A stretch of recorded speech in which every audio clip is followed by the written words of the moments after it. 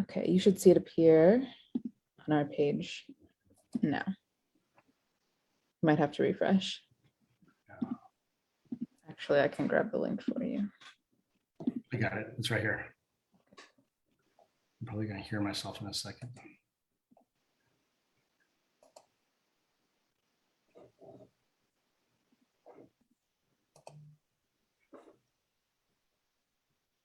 Yeah, good. Okay. All right. All right, I'll get started with our opening announcements. So welcome everybody to Armed with Faith. My name is Noelle, and I'm here, of course, with Father Gary as always. We love hearing from you around the world, so please use the sidebar chat to share where you're joining from. We ask that you invite others to join MyOCN community. We are a welcoming community available any day, anytime, anywhere, and membership is always free. If you're a member, you'll be the first to be updated about all of our new and upcoming programs, as well as the other content and resources available on our website, myocn.net. A few reminders: please be respectful and polite with the opinions of others. Please remain muted when you aren't speaking. Feel free to share your comments in the sidebar chat throughout, and your questions as well. We'll have time for Q&A later. This is a live program. It's being shared on our MyOCN Facebook page. So hello to you that are joining us on Facebook. And if you'd like to leave comments and questions on the Facebook video in the comments there as well, feel free to do so. And we'll have this recorded and available on the website after the program. The Orthodox Christian Network is a 501c3 corporation and a 100% donor-supported ministry. So we thank everyone that supports us through donations, but also through sharing this content with your friends and family. And all of our programs that go live are available as recordings on the website in case you want to share with anyone who may have missed it. You can also find our upcoming community events on the website. And of course, those of you who are signed up for our newsletter will also get notified of our upcoming events. Our host this evening is Father Gary Kyriakou, who serves the metropolis of San Francisco as the pastor of youth and young adult ministries. Father Gary. Thank you, Noelle. It's nice to be back here again with you. I appreciate all that you do. We'll start with a quick prayer and then I'll introduce this week's guest. Let us pray to the Lord. Lord, have mercy. O Christ, our God, who at all times, in every hour in heaven and on earth, are worshiped and glorified, who are long-suffering and merciful and compassionate, who loves the just and shows mercy upon the sinner. And you call all to salvation through the promise of blessings to come. O Lord, in this hour, receive our prayers and direct our lives according to your commandments. Sanctify our souls, hallow our bodies, correct our thoughts, cleanse our minds, deliver us from all tribulation, evil, and distress. Encompass us with your holy angels that, guided and guarded by them, we may attain to the unity of the faith and to the knowledge of thine unapproachable glory. For you are blessed unto the ages of ages. Amen. I'm really excited today because our guest is somebody that I've been working with for many years, been bringing her back and forth, something that we're very excited about. I want to read a little bit about Tracey Yokas. Tracey Yokas on her website says she creates stuff. When she isn't writing about mental health and wellness, she can be found playing with paint, glitter, and glue. Art fuels her passion for connection and community. A former entertainment industry professional, Tracey has affinities for color-coded art supplies and Oscar-shaped golden statues. I think that's something that we got to kind of squeeze in as a question later on. Okay. She is the author of the book Bloodlines, a memoir of self-harm and healing generational trauma, coming out May of 2022. Tracey shares her family's journey with mental illness so others know that they are not alone and that hope is real. Tracey earned her master's degree in counseling psychology from California Lutheran University and lives right here in Newbury Park, California with her family, cats, and fish.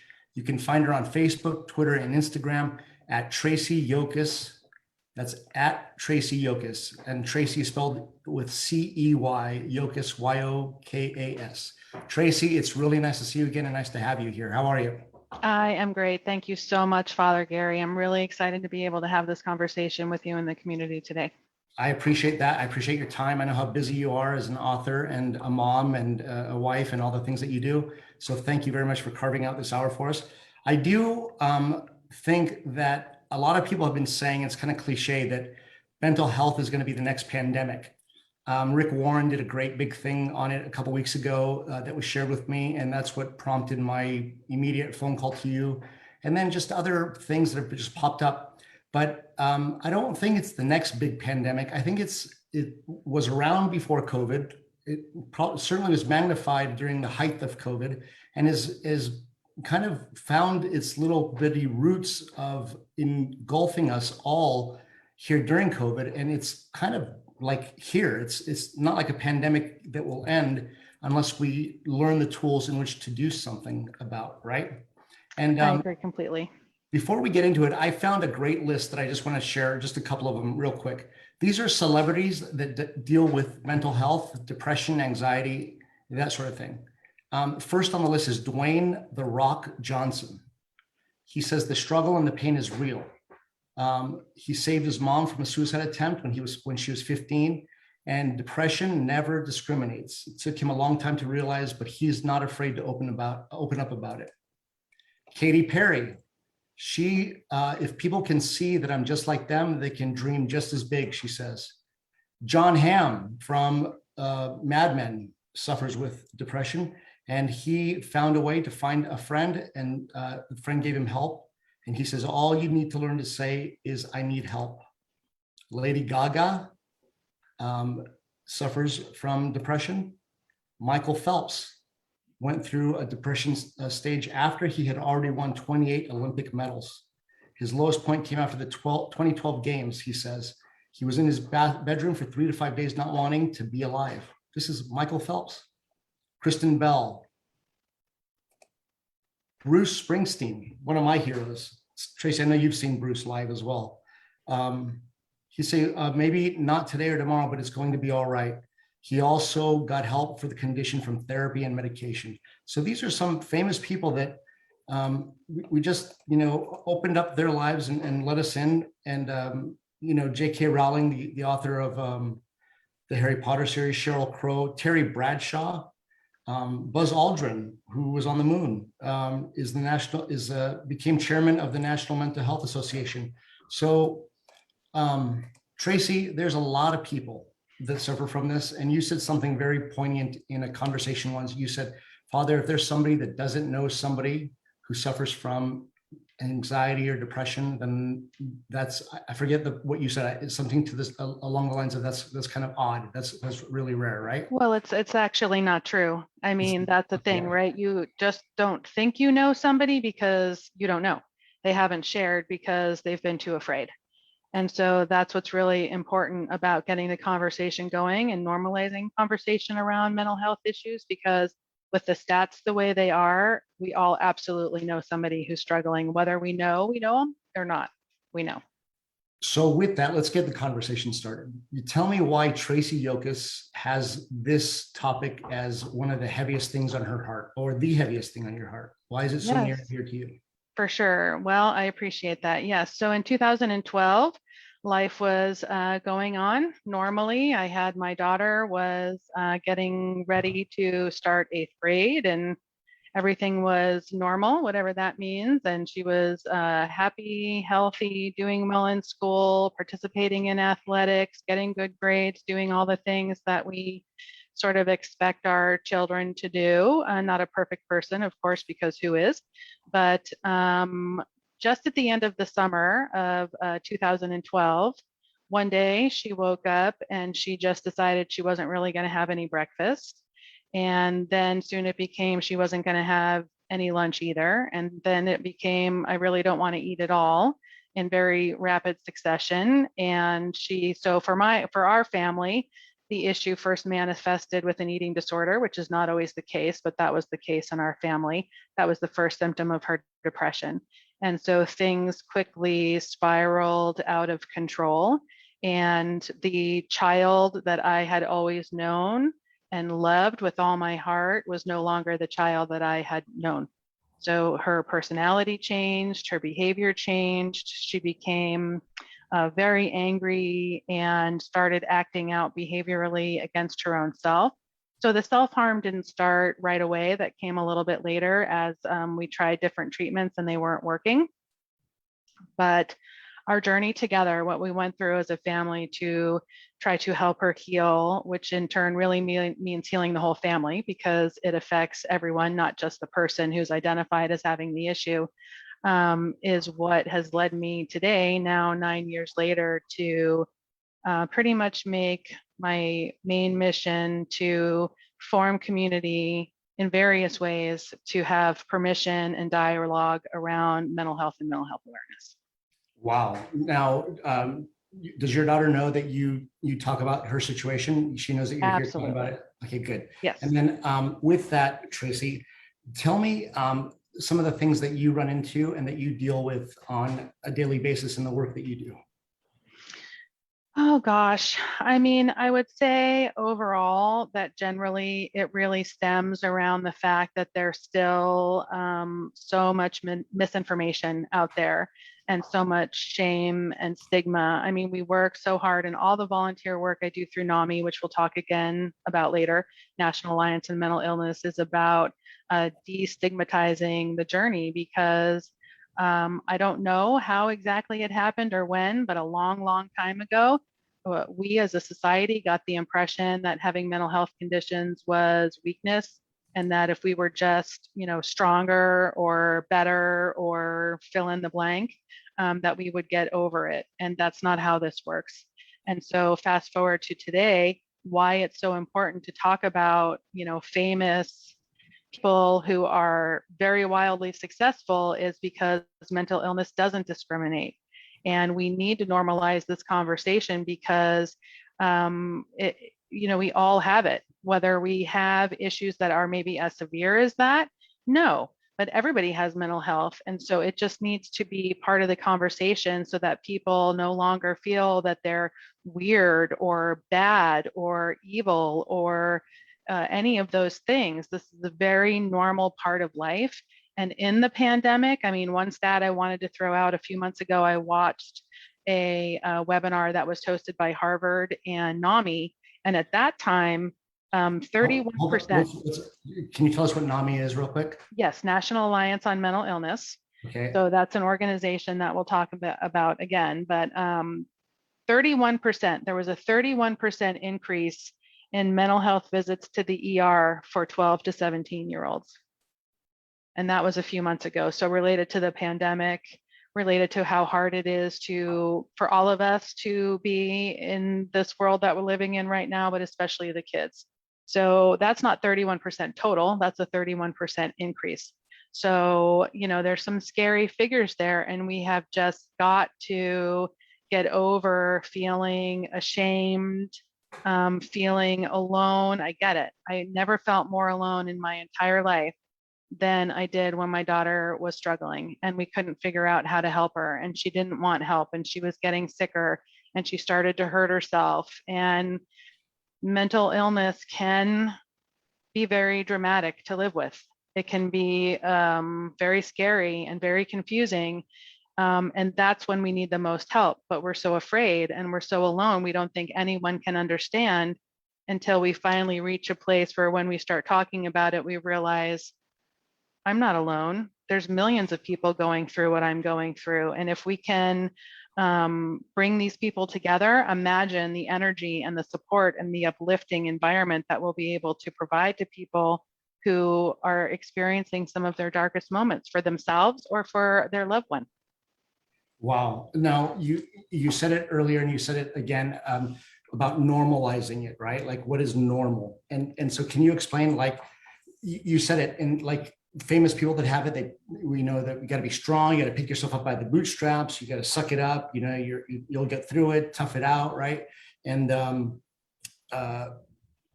we say that it's more normal for us to admit to our tendencies to fall into depression, into anxiety, than it is to kind of struggle to put off a different light, right? And when we were talking earlier, I said to show like we're stronger. And I love that you corrected me and said strong.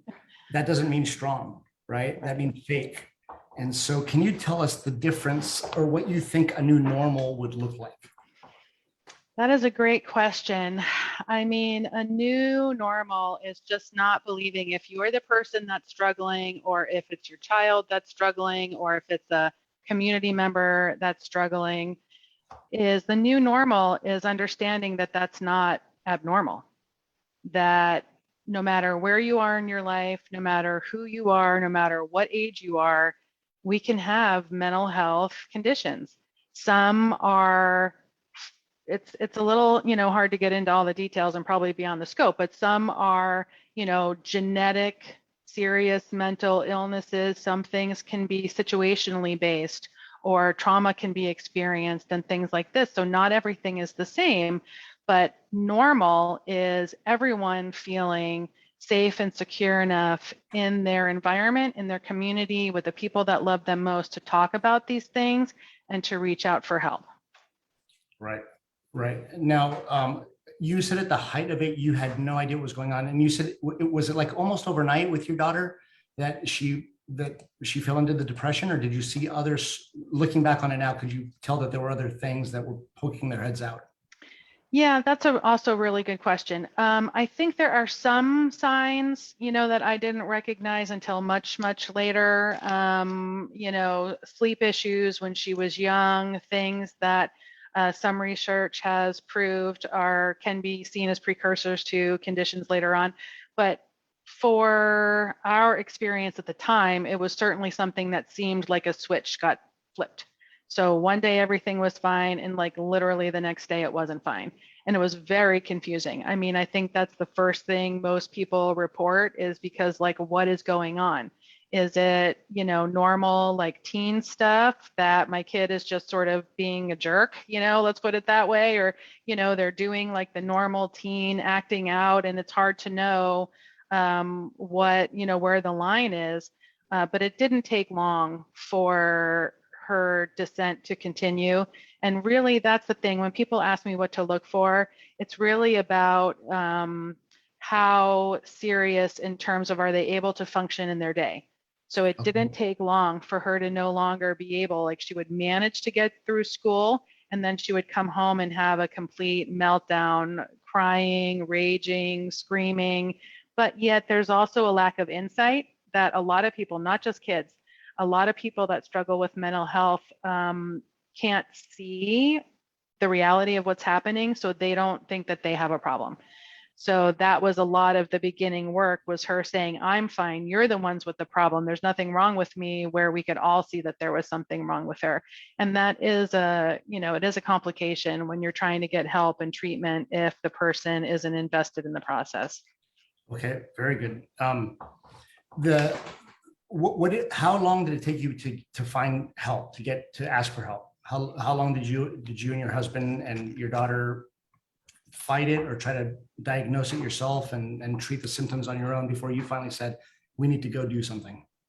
Well, with my background, it wasn't long, because I already had my master's degree in counseling psychology. I knew that this was not something that I wanted to fool around with. And she was getting significantly worse quickly, and she wasn't eating. So, a human being can only last so long if they're not going to eat. So that sort of upped the ante in terms of needing to get help more quickly. But yeah, we didn't wait long. Getting help can be complicated, though. There's a lot of like all of these parts of the conversation can be kind of complicated, because it's not always the first stop isn't always the right person, or it isn't always the right treatment. So we started with individual therapy because that's where most people start. And then she was continuing to get worse. So then we went to a clinic where she would go to the clinic during the day, but she would still come home at night. And, each next step we tried, she was still getting progressively worse. And so it was a very terrifying time for us and for her. And it can be very frustrating because there are no easy answers, right? We just don't have enough research out there, sadly. We just don't know enough about how individual brains work and why different people react in different ways to things, why an experience that might be nothing, you and I might experience it and be like, oh, wow, that was a bummer. And for someone else, it would be like the end of the world, and then we often will look at their reaction and judge it, because to us, it was like, what the heck? That's no big deal.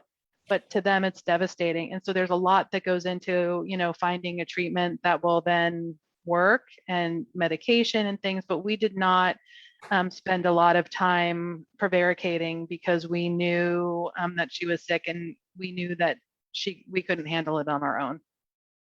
Very good.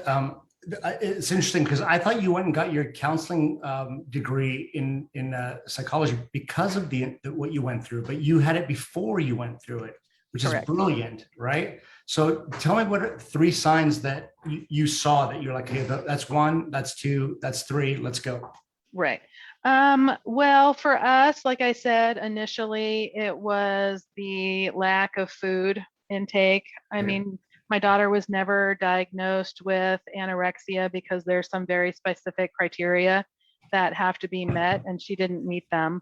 But because it was like a snowball, right? So once the snowball started rolling down the hill with not eating, so her body wasn't getting nutrition, so her brain wasn't working correctly with a lack of nutrition compounded with the depression and the anxiety. So her, like I was saying, there were signs, she no longer wanted to spend time with her friends. So you can see social changes. You can see changes with hygiene, like someone who's just not interested in bathing or doing, things to take care of themselves. You can see changes in sleeping patterns. I mean, there can be a lot of different signs. And we had, all of them. So it was a lot that had started happening all at one time. Wow. Wow. Now, at the end of the hour, it's always my hope. This show is brand new and we've only been on for a few weeks. And Noelle, you got to be proud of me. It's another week with another woman. I have not had a male guest yet. There's so much to learn from women, and I love it. So with that, one thing that I really would like for our listeners or viewers to take away tools that they can use with any kind of kids that they encounter. If they're youth directors, if they're Sunday school teachers, if they're parents, if they're elementary school teachers, and even if they're just young adults that supervise kids, at a summer camp. Things to know. What is a telltale sign that somebody is suffering from depression? Well, I don't think you can really, I wish you could. I wish I could say there was one answer to that question. I just don't, it's just not that easy, at this point. But, for our daughter, like I said, it was really a fundamental change. Like if you've known, the kid for a while and suddenly like he or she just seems very different, like, but you can't necessarily pinpoint why. I mean, there can obviously be a lot of things that could be going on besides mental illness. But certainly, if you see someone who's having trouble engaging the way they did before, enjoying things they enjoyed before they no longer do, not wanting to hang out with friends or in organizations that they once wanted to participate in, all of these things can be signs that something is going on and certainly worth having the conversation. But again, I think normalizing the conversation about mental health in general is going to really help people, and also getting some education, educating, like if it's clergy working with kids, or like you're saying, anyone who works with kids on a daily basis, get a couple of books, read books that have some case studies, because they put case studies in there so that you can really see, specific details about how the kid was acting before, and how they're acting now. Very good. Very good. We were very cautious when we were talking about this, but I want to bring it up, and I want to say it that, we clergy, sometimes my classmate or schoolmate, Father Sotirius Rusakis is on here, who's a huge fan of mine. He even listens when he's on a plane, Noelle, just so you know, shouting him out a little bit, but he's awesome. But he'll know that, and I think he'll agree with me, that there are some people in our vocation, when somebody comes to us and says they're depressed, that we would say, okay, come and let's pray it out of you, right? Let's pray it out of you. And I always scratch my head when a clergyman says that about any illness, right? Because if somebody came to me and said, I have cancer, right? I would certainly take them to the altar in front of the icon of Christ and say, let's pray. But on Monday, you're going to go to a doctor, right? On Tuesday, you're going to go see an oncologist about, what's going on with your body. It's not just, okay, let's pray now, let's just wait, right? So why, I know that there's a huge stigma behind mental health and that, right? But tell me then, if you gave me some good signs, or you gave us some good signs about what we can use to identify somebody being depressed, but what should we not do? Like, tell me what not to do. I think that prayer is an antidote to help you feel better. And it could even, and I believe that prayer could heal you, right? But I wouldn't say just only pray. I would say use all the talents that God has given us to find an effective cure for your illness, right? So tell me something that like we should not be doing. Like, do not do that. Okay, that's good. Yeah, I mean, so yes, I think the key is in the positive to, you know, acknowledge and appreciate all of God's tools on earth, just like you said. There's doctors for a reason, there's medication for a reason, there's treatment for a reason. So, and yes, prayer, community in church, in other ways, is a huge way to cope.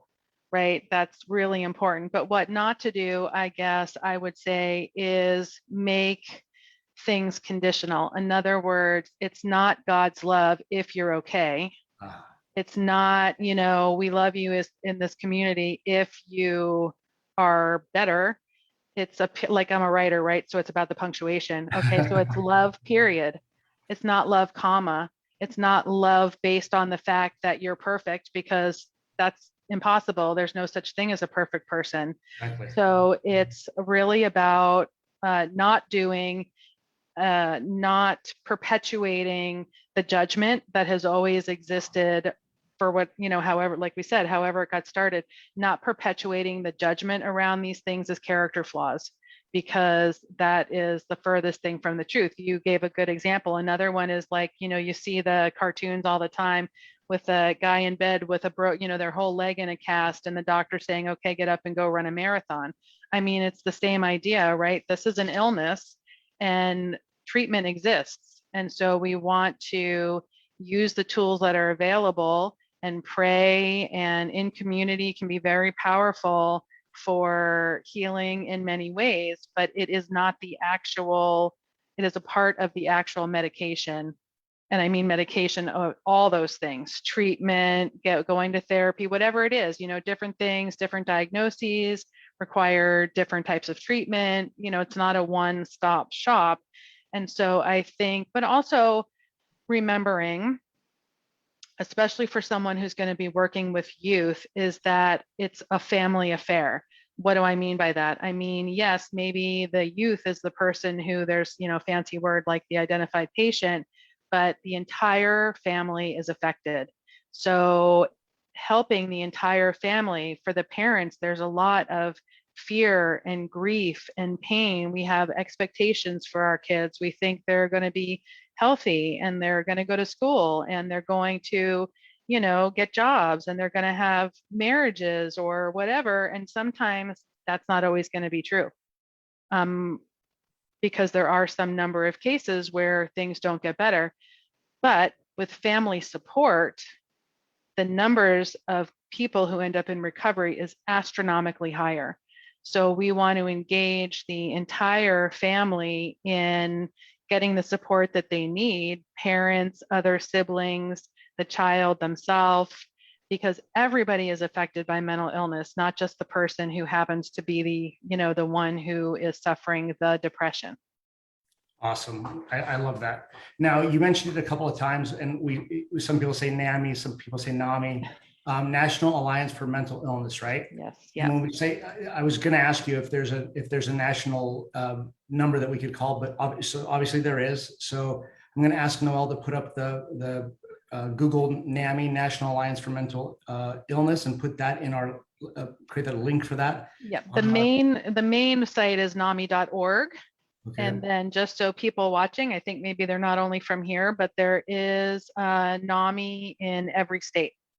Okay. So California, of course, as large as we are, we have many affiliates within our state also, but if you're in different states, there's at least one, at least my understanding is there is at least one NAMI in every single state in the country. So what is NAMI? What can NAMI do? I know that when you were with NAMI, you came to the parish that I was serving and you did a presentation, and a lot of parents walked away with some great hands-on things and did some wonderful put a wonderful curriculum together and talked and a good program that night. What are things that NAMI can do for us and can assist with if a family has an issue, they don't know who else to call? What's NAMI going to do? Well, NAMI is a great first start. So NAMI was created specifically to help family members who have loved ones struggling with mental illness. So there are a couple of programs that they call for the peers, so for the person struggling, but it's actually an organization that was designed to help family members. So there's classes that are free education. Their premier class is called Family to Family. And I highly recommend it for family members because it goes into a lot of detail, probably more than anyone can handle at one time. And they sort of do that on purpose. Lots of education about what's happening and why, and concrete things like better communication and problem solving skills and all this kind of stuff help for what to do in a crisis. So they have a lot of programs, but they also do like what we did before, which is speaking engagement. So if you work in an organization or you work at a church, you work anywhere where people speak, they have speakers who will come in, adults who live with mental illness who will share about their experiences. They have a whole host, and they're all a little bit different, even though they fall under the same umbrella. So each NAMI's website, though, should talk about what they do, what they provide and where. There's programs that are specifically geared for vets. I mean, they have all kinds of stuff to help people who want to help someone, that they love that's struggling. Okay, great. We have a question from Kirk Rise, who's in Cleveland, Ohio. He writes, what are some ideas on how we as a church can promote an atmosphere where youth feel safe at church? We know it's difficult to keep teens, young adults engaged in the church. Add in mental health issues and it becomes even more and more challenging. How do we ensure we're helping them and not becoming a deterrent to their recovery? So how do we ensure that we're helping our youth and not becoming a deterrent to their recovery? Well, that is such a great question, and I appreciate it. And I think I would say two things. One is, again, as we mentioned, is education. Education for the people who actually work in the church, developing a relationship, and not only books are kind of dry, but develop a relationship with clinicians in the community, maybe get people to come in on some kind of regular basis who work in different parts of mental health, demystify. It can be very scary for anyone who's never, just like going to a normal doctor can be scary, right? So if you think you have a health issue, you're scared. You think you have a mental health issue, you're scared. So bringing people in who can really talk specifically to different things would be a great way on a regular, ongoing basis, not, once. I mean, once is better than none, but we want to make this conversation part of daily life for the kids in church and at home. So that's the first thing I would say. And then the second thing I would say would go back to what I was saying before, just about being very careful and clear with your R language and the intention behind what we're doing. Because I think, that stigma and shame is really hard to overcome. And whether the church has actually, your specific parish has actually said anything that has come across judgmental or not, it might not matter. I mean, in terms of the person might already be assuming that, right? Because that's sort of how society has treated it and judged it for so long. So it's kind of an uphill battle. So anything that you can do to, teens want to fit in, right? They want to stand out, they want to be unique, but they also want to fit in. So it's sort of a tough time already. But anything you can do to help the entire community understand that this is not something that's weird. It's not something that hardly anyone struggles with.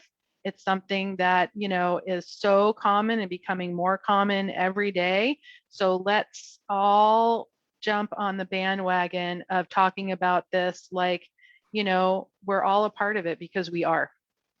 Awesome. Great response. Are there any other questions, Noelle, that are on social media or on our chat? Yeah, this one is pretty related to some things we've just discussed, but maybe it's a slightly different angle, which is, if we're reaching out to youth in the church and providing a safe atmosphere for them within the church, which of which is of course very important.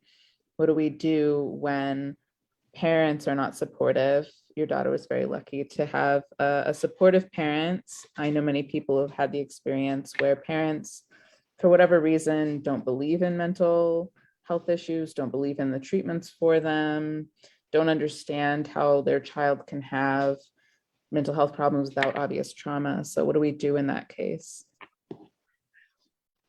Yeah, well, that is an excellent question. And I have spoken, one of my passions besides speaking to adults is speaking to kids in schools and health classes and all kinds of different arenas. And I cannot tell you how often I have heard that same thing from them. That, we go in, I was doing those programs in conjunction with NAMI. So we have a program that we present, and that was a lot of the response. Like, I have already talked to my parents and they don't believe me, or I've gone to I've gone here to the school counselor and they don't, like, they're not doing anything. And systemically, I mean, it is an enormous problem and there's no simple answer to that for sure. But I guess, I would recommend considering providing programs at church that are just for the parents, right? About these issues. I know I'm like, oh, do this and do this and do this. And everybody's just suddenly want to, do all these programs, and they may not be feasible, but I don't know, perhaps it's bringing it into sermons. But I mean, I think that's the rub, right? I think kids today, the younger kids, are way more willing to talk about it than our generation. So that's exactly where the rub comes in, because, the kids are like, I need help. I'm feeling anxious. I can't get through my day. I don't even feel like I want to get out of bed. I don't want to eat. I can't, I don't want to see anybody. I don't want to do anything. And parents can be like, whoa, what are you talking about? No, you're going to get your butt out of bed, and that's just the way it's going to be. And I know, many of us were probably parented that way, right? When we were kids, that's what we were told. And so overcoming that mindset, that there's no easy answer. I wish there was, but it's a constant, I think, finding whatever way we can constantly share that message, that it isn't like it used to be. And we really all have to work together if we want our kids fundamentally, and I think most of us do, want our children to be healthy and happy. We need to let go of some of that old stuff, because that's ours. And I know, Father Gary, I mentioned to you when we were talking the first time, I mean, one of the hardest parts of this journey, besides seeing the pain that my daughter was in, no one wants to hear their child say they wish that they had never been born, or that they don't understand why they're alive because there's nothing worth living for. These are very profoundly painful things to hear the person you love most in the whole wide world say. So most parents don't want their children to be in that much pain, but it is very terrifying and it is very scary, and it can be very easy to be like, okay, you're gonna, because it's just too much to bear. So we have to work on that as a community. We have to work on saying these things, because the more we say it, the more we'll look at what happened to my child and I can't do anything to help her. Well, I mean, I needed my own therapy, right? So I was in therapy, my husband was in therapy, my daughter was in therapy, we were in therapy as a family. There's a lot that goes into it, and that can feel overwhelming to talk about because we're busy, we have other kids, we have lives, we have jobs, we have stuff we have to do. And so thinking about the totality of it can be overwhelming. But I think we need to remember to take it one day at a time and just really drill down to our common humanity. I love that term, common humanity. It's something along the lines of what Eve Tibbs said, Dr. Eve Tibbs said last week when we were talking about her new book and understanding theology and things like that. But humanity and what we were made for was relationship, right? Like it's that we're totally made for community and relationship. And I think that and tell me if I'm wrong, but I think that the breakdown comes when the person suffering doesn't feel supported, doesn't feel like there's a way out, that they're stuck, right? Being stuck is scary. I mean, I don't mean to make any light of it, but I remember being at the La Brea Tar Pits as a kid on a field trip here in LA and thinking, how could a big animal like that get stuck in the tar like that? And somebody explained that's what depression is like. You get stuck there and you just can't move. And the more you try to, get yourself out of it, the more you're getting tangled up in it.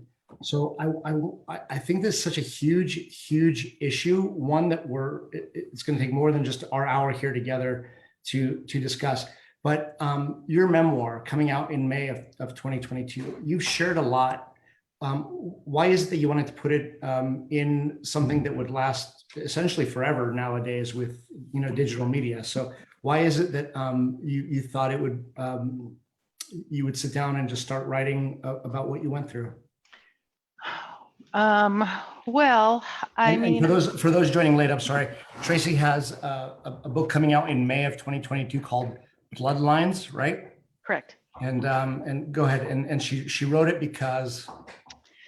Well, I wrote it because I learned in this process. So firstly, I started writing when we were still just in journals for myself, and to understand, like to get my thoughts and my feelings, and emotions down, and to keep track of everything, because there's a lot of stuff you have to keep track of when you're going through all this. So when I started writing, it was a completely different intention for then years later what it turned out to be. And I think I had always sort of had a pull to write about it, but I wasn't exactly sure why. And it wasn't until I started doing more volunteer work for NAMI and talking about it that it became more clear. And it's basically everything that we've said here. I mean, I want my book to be a catalyst for conversation. I want people to know that they're absolutely 100%, no matter what is going on, they're not alone. They're not the only person going through it. They're not the only person finding their child's blood all over the house because, their child is self-harming. They're not the only ones whose child has bashed their head into the wall. I mean, all kinds of stuff. So it can be very dramatic when you're in the thick of things. And of course, that changes over time and the issues change over time.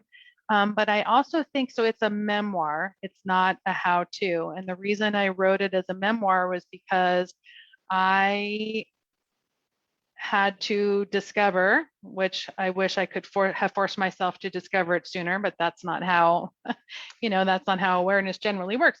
But I had to discover my own personal work, like things I had not really processed, things that I had not dealt with, patterns that I had repeated, that I had learned early in my life, like pre-verbal, right? Like when we're babies, we start learning patterns, and those are really hard to change, really hard to identify before we can even change them. So I wanted to get all of this down in writing as a tribute to my daughter, first and foremost, because she's by far the most inspirational person I know, even though she would completely disagree with that assessment. And I just really feel strongly that we need more of these types of stories out there. And honestly, the other thing is, I think there's a big taboo around mothers, particularly talking about mothering stories that are less than ideal. And I think that's another thing, that's what is ideal, right? We're mothering and we're doing the best that we can. So I fully expect some amount of blowback for when the book actually comes out from whoever, about how dare I have the audacity to talk about my daughter and my family in this way. But our family story is repeating literally millions of times over, and the time for being quiet is over. So Tracey, I as a young priest, I was introduced to self-harm in a really kind of dramatic way that blew me out of the water and humbled me to the infinite degree of humbleness. And I thought that I knew what youth ministry was, and I thought that having pizza with the kids and bowling with the kids and doing those things was youth ministry, right? And there was one girl, and I'm going to do my best to not say that she was strong, but she looked like she had it all together, right? Like she looked like she had class president. If she was at an event, the other kids were going to come to an event. She was always part of it, right? And she came up to me one day at the end of one summer, just as school was starting about this time of year, and she rolled up her sleeve and she said, "Father Gary, I need help." And I said, "What's all that?" And she said, "I've been cutting myself." She had little scars all the way down, right? And so it broke my heart. And so what I did was I started going out and reading about what that meant and why somebody would do that and how that manifests itself. And I'll see every now and then a grown woman who's in her 20s, 25 with a couple of scars on her arm. And I'll just kind of know that she had that battle, right? Or a young man that just had that battle. Why do they do that? I could answer that question, but I'd like to hear your answer. Why would somebody do that? Well, Why would somebody cut themselves like that? as hard as it is to believe, it is a coping mechanism, right? So we talk about, just like we talk about prayer as a coping mechanisms or coping mechanisms that are more positive, coping mechanisms can also be negative. And so in our case, and in most cases, I think we can't overgeneralize, but in most cases, the internal pain is so strong and overwhelming that they just don't know what else to do to get the pain to stop. So they manifest that psychic pain as physical pain on their body, although they don't experience physical pain the same way that like you or I would. And it quells, it calms the internal pain that they're experiencing. And so, what I want to say as an outcropping of that is I think, myself included, like for a long time, we were like, how big can the problems be? Like teens, like you're saying, let's just have some pizza and everything's going to be okay. But I think, in today, and I love pizza, in today's day and age, society is just so different. And I'm not like blaming society, I don't want everybody to go, but it's true, right? And I think that as parents, we can think, you have everything you need. You have a roof over your head. You have enough to eat. You have friends. You have a cell phone. You have, whatever. What could you possibly have to be upset about? And adults say the same thing, right? We hear that also from adults who struggle with their mental health. I have a job. I have a roof over my head. I have enough money to pay the bills. Like, what do I have to be depressed about, or, whatever? And that's like, we understand that line of thinking, right? Because we have so many things to be grateful for, but that doesn't change the fact that we struggle with mental health, or that we have, bouts of depression, or have severe depressive disorder, or have bipolar disorder, or have schizophrenia. The one thing doesn't have anything to do with the other. We're talking about an illness. And so to say to ourselves, I need to just get over my, CRAP because, I don't need anything. I mean, there's a lot of comparing too, right? That goes on. Like, look at, and especially today, I mean, everywhere we see, the pain and the suffering is overwhelming. But I think especially for kids, like they take all of that in. So we don't want to, belittle their pain, and I'm not saying anyone's doing that. It can be easy to be like, whatever, you don't have anything to complain about. Well, but that's not how that works. I mean, if you're suffering inside, you're suffering, and it doesn't matter that you have enough dinner on the table.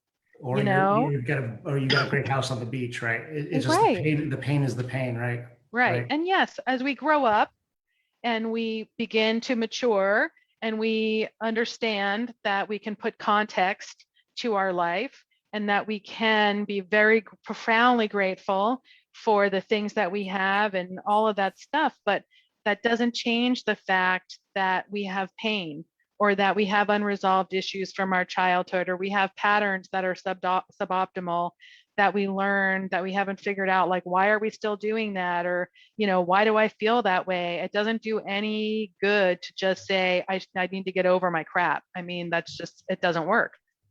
I appreciate that so much. We only have a few minutes left. I can't believe, again, how quickly this hour goes by. But Noel, are there any other questions? I want to be able to get to them as much as we can. I've got thousands of questions for you, Tracey, and I know that others do. It's such a huge issue. Go ahead with your questions, Father Gary, and I'll check Facebook really quick and see. Well, there was just, can I throw in one more Yeah. thought? There was one Yeah, thing I please. wanted to say when we were talking about, community, and especially like spiritual community and how important community is. And I think from my perspective, I'm only going to speak for myself, but I think that part of where the breakdown can occur there is that the power of community is not only in like-mindedness in terms of orthodoxy or whatever it is, but fundamentally it's also about authenticity, right? And I think that's the part that gets lost. Like we touched on it before and then I got distracted, but the community, the power of community and acceptance is if we can be our true self. So if a young person or an adult is in a community, whether they love it and all this stuff, the real catharsis isn't going to be available to them if they don't feel like they can present themselves as their true self within that community. And that's where I think all of us, but especially communities of faith, can really bring, this idea of like being, yes, maybe whatever the appropriate language is striving to be the best Christian we can be, or yes, but we want to be our authentic selves. And that is not neat, right? Real people are messy. And Right. So how can we embrace that in, the Orthodox setting and in any setting, where people can really be their most authentic self, because that is where the connection begins, and that is where the community healing can really be so profound. Yeah, I like that because a lot of the times we find that the kids feel safest at summer camps. It's weird because you get to the end of summer camp and all of a sudden they've named the depression PCD, post-camp depression, right? Oh. Or PCB, post-camp blues. And they just want to be there all the time. But it's because we've created a safe space for them, right? Like we've created a space where day and night they can go, they can be there. And today I'm finding that those spaces are being created online and in digital arenas, right? And the kids want to get in there as much as they can, and they feel safe in there, right? They feel safe in there because they'll get online and they'll play a video game, and the person that they're playing with could be halfway across the world and doesn't know that they're a 14-year-old, kid whose father just passed away, and he just can't deal with it. And this is the way he deals with it, right? He can be whatever he wants in that digital world.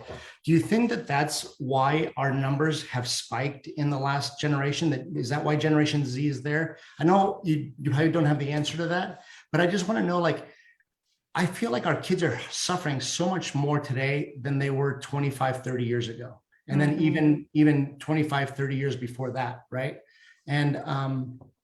And I think that the pull yourself up by the bootstraps generation had to do that to survive, and then pass that on to us. Like you said, we were raised that way. So I don't think it's anybody's fault, really. I just think it kind of happens, right? Like it just is. And the best thing that we can do is create a safe place for our kids to be authentic, to just exhale and just be themselves, right? And I'm really glad you said that. And I'm really glad you used the word fault, because, first of all, figuring out why somebody has a mental health crisis, usually you never find out why. So that's one of the things, right? When it first happens, you want to know why. What did I do? What did my husband? What happened? Who did it? You want to know why, but you generally don't get to find that out. That's just one of the things that doesn't come true. But yes, fault, trying to find fault with someone or something, to what end? I get it, it's human nature, but it certainly doesn't actually serve really in the healing process, to be finding fault. To your point, I don't have a good answer for that. I haven't done research on that, but I do remember, I'm pretty sure it was a TED Talk that I heard or read where the scientist had specifically researched the difference between online community and in contact, in-person community. and it's not the same. And so I think that's the trap, especially youth fall into, thinking, that connecting to other kids, and who knows, right? That we don't even know if it's on another kid. To your point, it could be, a 60-year-old creepy guy halfway across the world. It could be anybody. Yeah. But I mean, that's a thing, right? But they're not actually communicating or participating in person. And so it's not the same. It's not the same community to be. And yes, I mean, especially in a pandemic, sometimes we're have the choice taken away from us. But certainly the thought that, you can replace those sorts of connections online is not, proving to bear out to be true. Okay. Noelle, any more questions that you come across? No, I don't see any more in the chat, but we did get a comment which is related to social media, that social media tends to show everyone having a good time, doesn't show reality a lot of the time. So that can be, I think, definitely, if somebody perceives that those around them are doing better than them in whatever way, especially when shame comes in. I think I wanted to say this earlier. I think shame is a big factor, especially for kids who are fine until they're not. They do well in school, they're playing sports, whatever, and then suddenly they can't do those things anymore, and people are saying, well, you did them before, you can just do them again. And so I think if they're seeing other people seem to go past them and succeed, and they don't know why they're not, I think that can be very difficult. And that's an excellent point, and I agree completely. And there's a lot of grief work involved in this. There's grief work for the families, there's grief work for the kids. I mean, there's, the emotions can be its own hour, right? It could be its own lifetime, really. But there's a lot around all of these things that requires a lot of effort to sort of understand how they all, the tentacles interact together. Yeah, Tracey, this conversation we're not giving it its due. Like you say that you want to go to different places and give it its due so that it can be brought in the spotlight. And I don't think an hour does that. So I want to acknowledge that right off the bat, that we do our best to kind of do it, but I think it's like emptying the ocean with a bucket, right? And it's a good effort, and we definitely bring awareness to the issue. I have a question that I don't know is, everybody says there's no stupid questions, but I just want to ask you, when bringing up this subject, do we say, let's talk about mental health, or let's talk about mental illness, right? Health versus illness. Which way would you go? Like when you're bringing it up? Well, I mean, I think in your congregation or in your setting as a whole, I would definitely just say mental health, because that encompasses the whole, caboodle. But I would suggest, and again, I don't know, in parent groups, if you want to talk about it, in kid groups, you want to talk it, separately. I mean, I could certainly get, some more input on that, on what, and, there are clinicians who are faith-based clinicians who only practice that way, and they might even have, better, suggestions in regard to that. But I think only referring to it in about mental illness is a misnomer, because we all have mental health, and we all have to be taking care of our mental health. So, the family members, and this is not related, even if there's no one in the family who has a mental health struggle, everyone should be taking care of their mental health. And I think, our society, we haven't done ourselves any favors by acting like, taking care of ourselves is self-indulgent. I mean, if we can't take care of ourselves, we can't take care of anyone else. And, one of the hardest lessons I had to learn when I realized that, I really had very little, like none. I had no control over whether my daughter was going to get better or not. This is a, very painful moment when a parent has to come to grips with what they actually have control over for their child or not, and facilitating treatment, encouraging treatment, doing all the things that we can do, but we actually have no control over the biology of what's going to happen.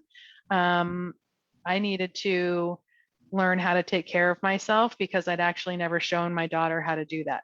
So, it's kind of that old adage, like my mom was a smoker and she used to always say, oh, I hated her smoking.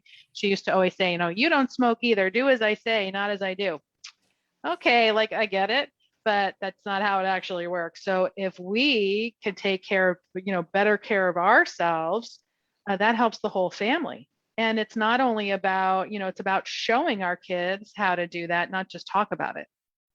I love that answer because early on, and to this day, I still don't do it, but a spiritual father once told me, you need to sit in quiet for a good 15 minutes every day.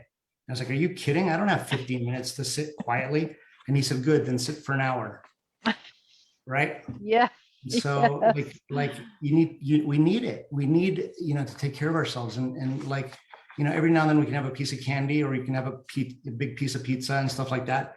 But you still take care of your body, you take care of yourself, and why not take care of the mind as well? So Right. I like it because you wouldn't say physical, taking care of yourself is physical illness, wellness. You say I'm taking care of my physical health. So same thing with mental health is where I was going. And I appreciate your answer. Thank you so much for this. I know that you've touched some lives. I'm getting text messages and my chat is lining up here with people thanking us for this topic and thanking you for being here. When we get closer to your book coming out, I would love to have you back on. Hopefully that I'll still be able to be around in May. So everybody keep listening. I hope so. Yeah, right. But I just really appreciate this topic. It's one that really hits home for a lot of people, and especially me personally and in my vocation as well. So thank you, Tracey, very, very much. No, God my bless you. pleasure. Thank you. Thank you so much for having me. And if anyone, I know my website address is on the page. I have a contact sheet there. If anyone has more specific questions or wants to talk any further about anything, they can send me emails through my website. I'm 100% receptive to that, and I'm happy to, share any information I have that I think would be helpful. I appreciate that. Thank you. Noelle, thank you for another great hour and for facilitating. Really appreciate it. What else is going on for OCN? Yeah, so we've got tomorrow, we have our Living Icon series with Father John Vlahos is coming back for another 3 months. It's every other week on Wednesday, starting tomorrow on the 6th, and they'll all be up on the calendar if you forget what dates it's on. But that's a program talking about developing ourselves as Christians, both in relationship with others, focusing on both romantic, family, friendship, any kind of relationship, how we can approach relationships more healthfully through working on ourselves from a theological perspective. So that information is on the website at myocn.net. Definitely check that out. This week on Let's Talk Live, we actually have this Thursdays at 7 p.m. Eastern Standard Time. We have a kind of related discussion with Father Nicholas Lowe, who co-authored a book with his wife, Dr. Roxanne Lowe, which is Renewing You, a Priest, a Psychologist, and a Plan, which is talking Right here. about, Sorry. yes, yep, we have the book right here. That's perfect. So that's a great book, and we'll be talking again about some related topics to what we discussed today. So we've got that coming up. And then on Sundays, we have Adult Education with Michael Haldas, which has moved over to YouTube Live. So you can find our YouTube address on the website, and you can also find the past program also on our YouTube channel. So Michael will be doing those programs 11:30 on Sundays now from YouTube Live, but you can watch the recording anytime. Just in case you're not out of church yet or don't have time to watch it then, we'll be recording all of those sessions.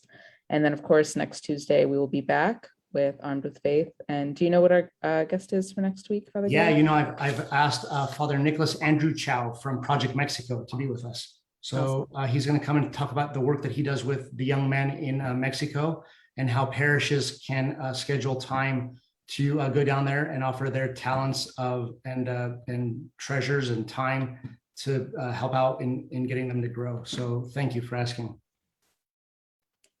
That's all the announcements that I have. Anything else, Father Gary? No, I think I really need to just say go Dodgers. I'm sorry if anybody that offends anybody. we're talking about stress. I'm just joking. I don't want to trivialize it in any way. But we talk about all these books that we have. Just real quick, I bought a book called Discipline and How to Institute It. And my wife saw it the other day and she goes, "You're never going to read that." And I said, "I know." So, they should have named it something else, but I got it. Tracey, thank you very, very much for being here. God bless you, and prayers for you. We'll leave with a quick, just little prayer.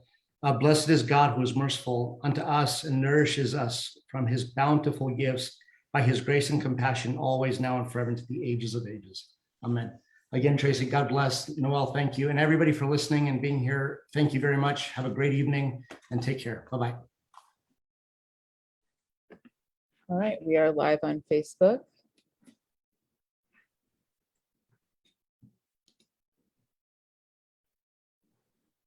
And while Father Gary is sharing that to his page, I'll go ahead and just do our opening announcement so we can get started. My name is Noelle, and I will be moderating today's Armed with Faith program. We love hearing from you around the world, so please feel free to use the sidebar chat or the Facebook comments to share where you're joining from. We ask that you invite others to join MyOCN community. We are a welcoming community available any day, anytime, anywhere, and membership is always free.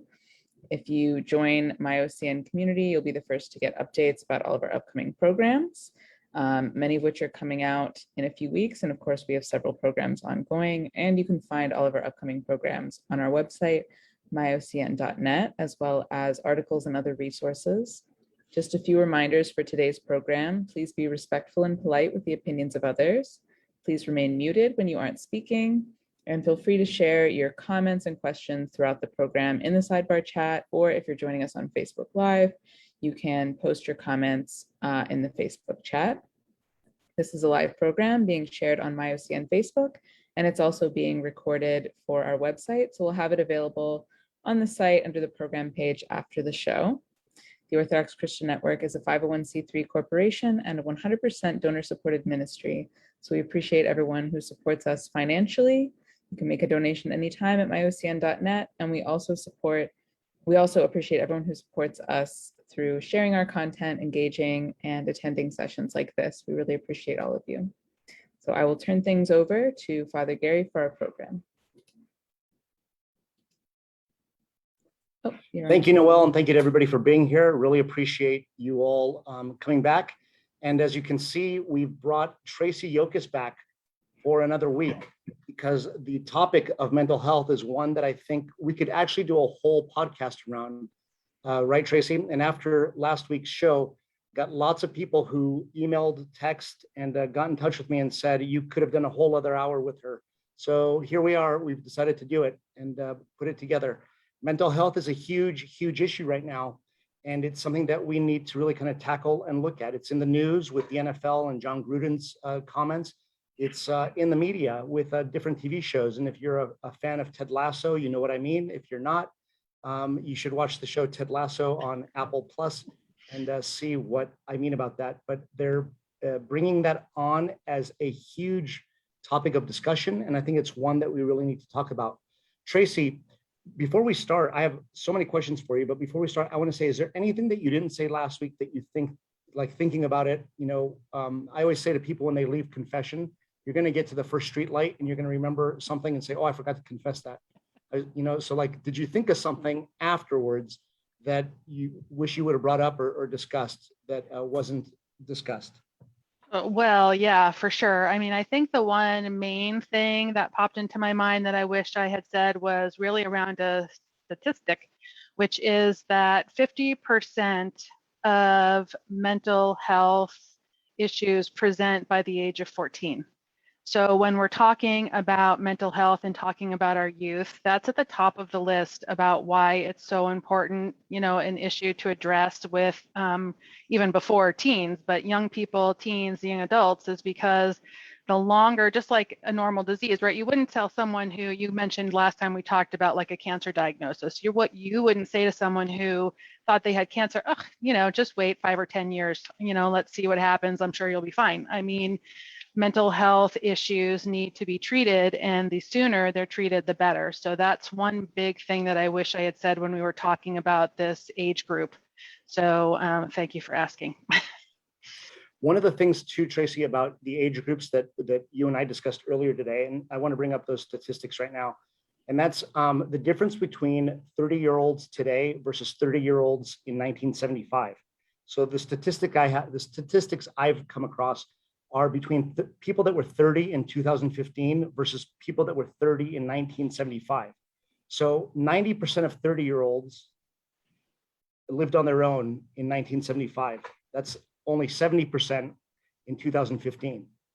In 1975, 89% of all 30-year-olds were married, and in 2015, only 57%. In 2015, 47% of 30-year-olds had a child, and in 1975, 76% did. And this one really kind of got me. In 2015, only 33% of 30-year-olds owned homes, and in 1975, more than half owned a home in 1975. And we can talk about all kinds of economic factors that take their root there. But my point that I'm trying to bring up here, Tracy, sorry, is our kids are being kids longer than they usually are, right? So an 18-year-old today is not the same as an 18-year-old was 25 years ago or 30 years ago. And we're looking at adolescents kind of going into their 20s. And some people are even saying that a 26-year-old is what an 18-year-old was back in 1990. And just looking at those things, how do we help our youth and young adults when adolescence is being extended that long? Because 18, you're an adult, right? So how much can a parent do for an 18-year-old, a 22-year-old, a 23-year-old? And what are some of the things that we can do versus the things that we cannot do? Well, I think that's a great question, and it's something that we only briefly touched on last time related to the age. And for sure, when we're talking about what the community and parents can do for 18 and over, it's very different than what they can do for under 18. So that is something that we touch on a lot in the NAMI classes, and something that anyone who has had a young person and they've grown with them and live with them through transitioning from teenhood into adulthood has been through. And what I mean by that is when you hit age 18, you're considered an adult. So whether you're actually an adult or not, which can depend on a lot more circumstances than just mental health, but that's what we're talking about today. You're an individual, you're an adult, so your parents no longer have access, even if they've been taking care of your treatment, paying for your treatment, you're still living under their roof, all the above. HIPAA laws go into effect. So that means the medical community, anyone who was treating your child literally on their 18th birthday, they no longer will share information with you. So there's a lot that goes into that. And if you have developed and your child has insight and you were able to get, waivers signed by your child when they turn 18 that says my parents still have permission to talk to you, then great. But a lot of times that doesn't happen. And a lot of times, for whatever reason, the child hasn't gotten any treatment yet. So now they're over 18 and they're going to get treatment, and the parent is trying to help, trying to get information, trying to facilitate things, and they're hitting a brick wall because they can't get any information. So it's really important to keep that in mind, because as much groundwork and as much help as you can provide, and I don't only mean parents, but of course it's even harder for someone who's not in the family once the age of 18 comes to be effective in helping get treatment. It's really, really important to lay that groundwork early, so that as the years progress, most parents want to help. We want to be involved. We want to be agents of, treatment, agents of change, agent of help to our child. So it's a very complex matter that these HIPAA laws have gone into effect. And there are pockets of areas that are trying to address that with laws specifically related, only to mental health, but it's not widespread. So that's why education is also really important for parents in knowing your rights.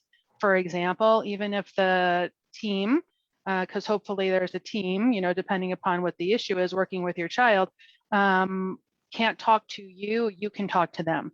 And so you can give them information. You can sit with them and say, this is what I see at home. This is what I experience. This is what is happening. They might not respond to you in any way, but you can give them information. So there's a lot that goes into the different, when they're under 18 and then over.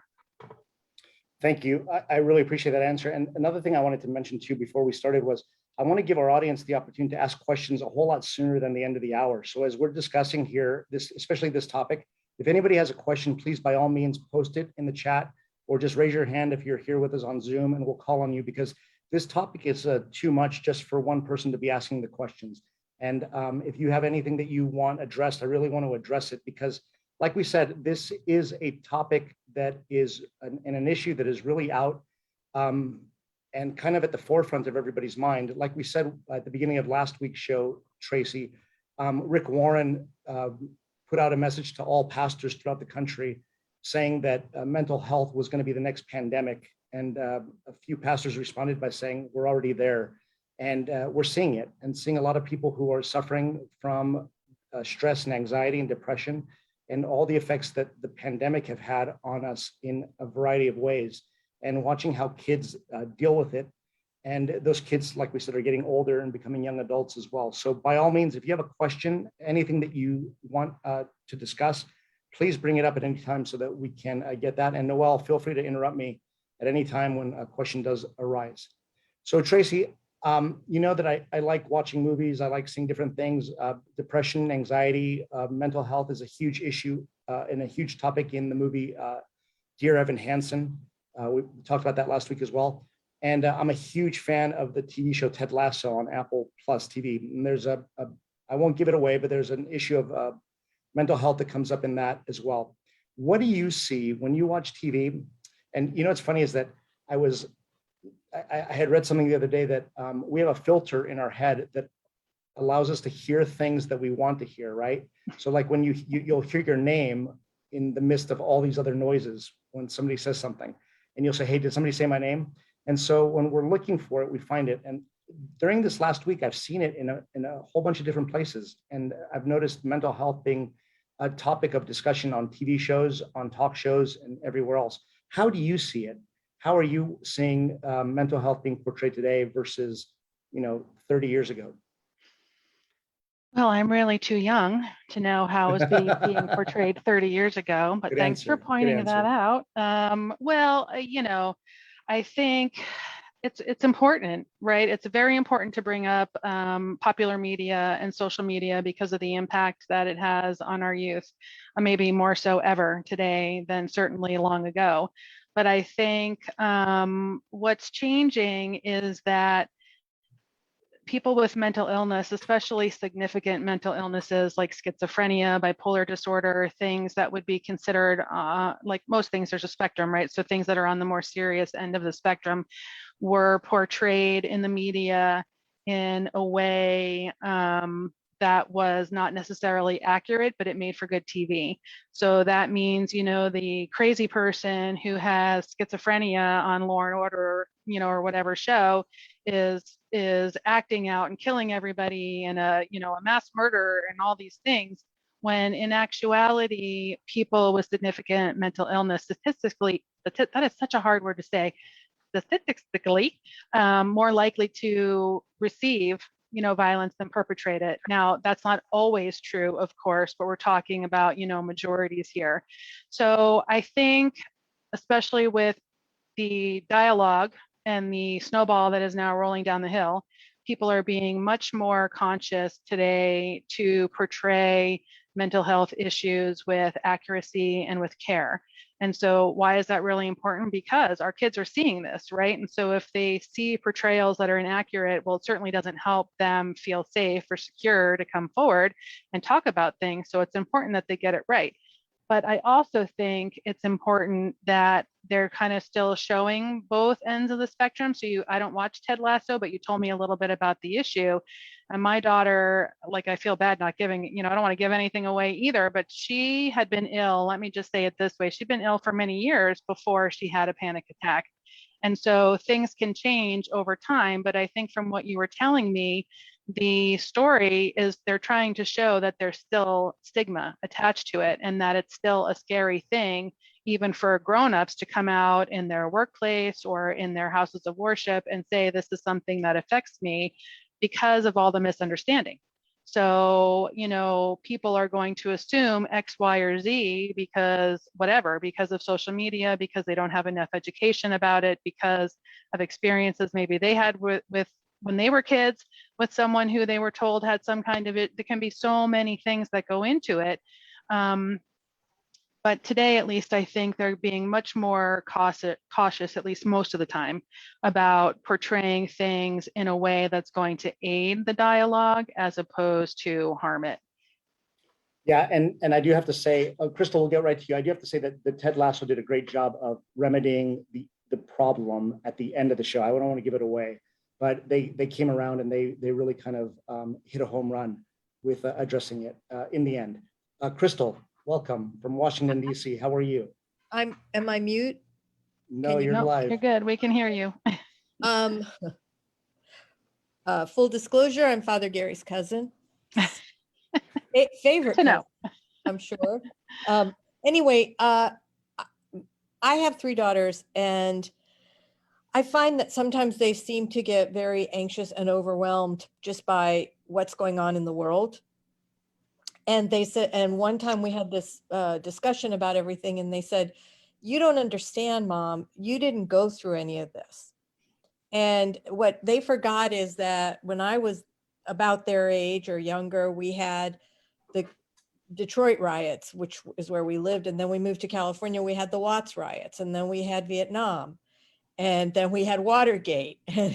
And, you know, I mean, we had our own things that were going on that could have made us all very anxious and very, you know, almost to the point of depression. But we also had it for a half hour every day on the news.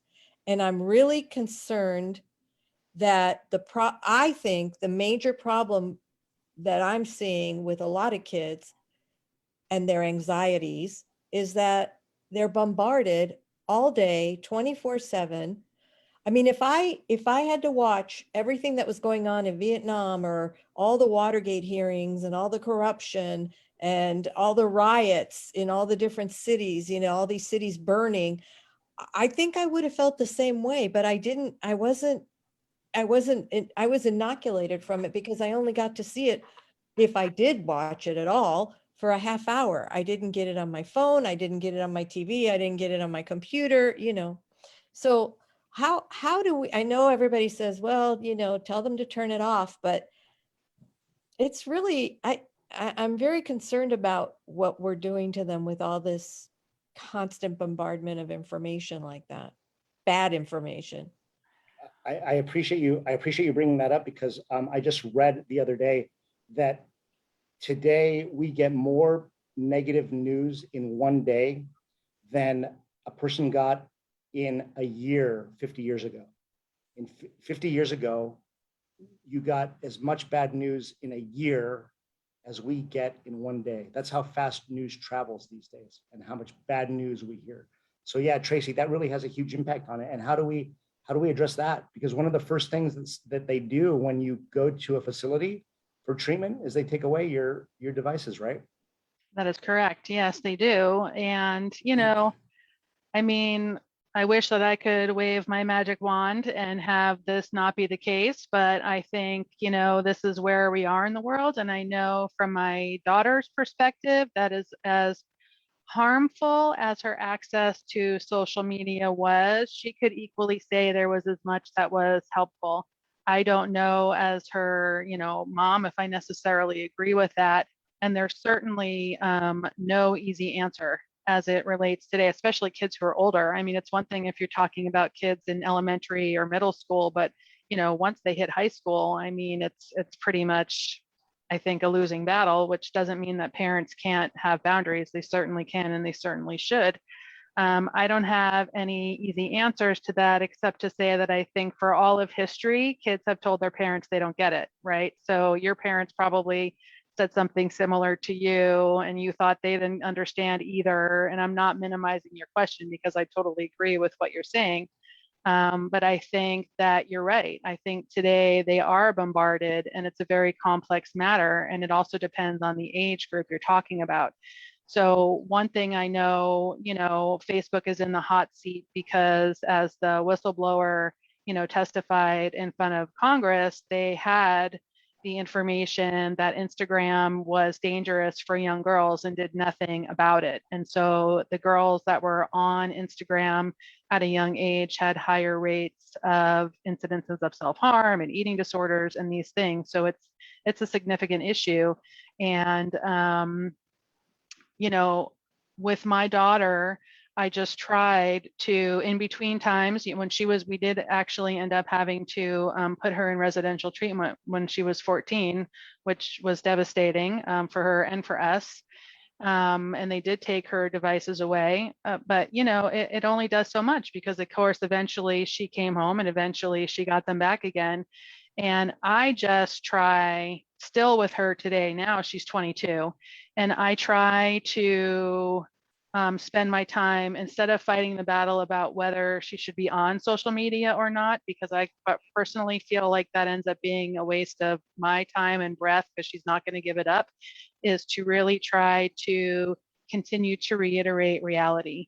And like the images that are put forth on social media are, of course, what people want other people to see.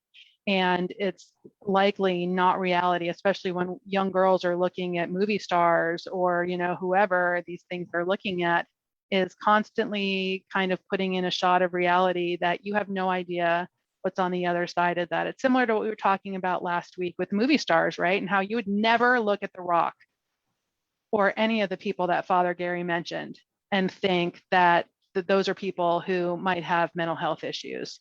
So it's a facade.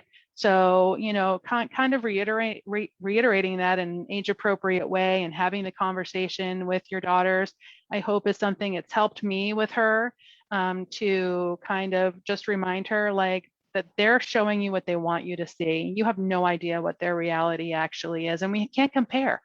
I mean, I think comparison is something humans do by nature, not just our kids. I mean, we continue to compare ourselves to others as we grow up and move into other aspects of our life. And that is a sure way to unhappiness and despair, because we can always find something to compare ourselves to in the negative. And so it's hard work not to compare, and there's no doubt about it, but it's the first step in the right direction.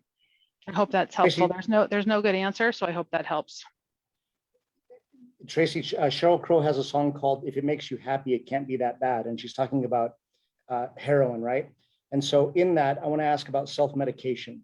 When we watch people who are suffering from any kind of mental illness and they begin to self-medicate, marijuana, in the song from Sheryl Crow, heroin, or any kind of other drugs, alcohol, how do these things then perpetuate the illness? And how do we help somebody realize that that's not the effectiveness? And I'll tell you that there was an issue at one of the camps that I work at during the summer where a kid, was using alcohol to self-medicate, and we had a good conversation about it. And so I just want to know, like, how do we encounter that? How do we put a stop to that? How do we encourage somebody not to go that direction? Especially when they're adults, like we said. Yeah, wow, these are really hard questions. That is something, I think the stat on that is like 80% of adults who have mental health disorders also have a substance use issue with whatever the substance is. And yeah, you can, trace that all the way back. Is it, the substance use that then triggers the mental illness? Is it they have mental illness and they don't know what to do? They don't have any way to cope, so they start using to numb and to help them.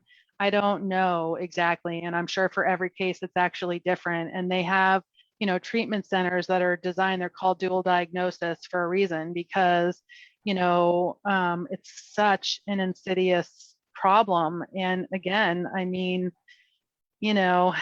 there's sadly no easy answer for that. I think underlying the core of these last, two questions is really what we started talking about last week, which is normalizing conversation around it. So what if, imagine a world where everyone, and especially our children, feel comfortable talking about their mental health, and we start talking to them about it when they're young so that they have some language around it and they have words to use, how different might it be when they get to 13, 14, which is the age when things can start to, go wrong, for lack of a better word, if they aren't terrified or confused or don't understand it, and they have already been talking about it for years. And now this can become part of the conversation out in the open, like anything else, and they don't feel so alone or afraid or confused or despairing that they turn to substances to try to help them cope.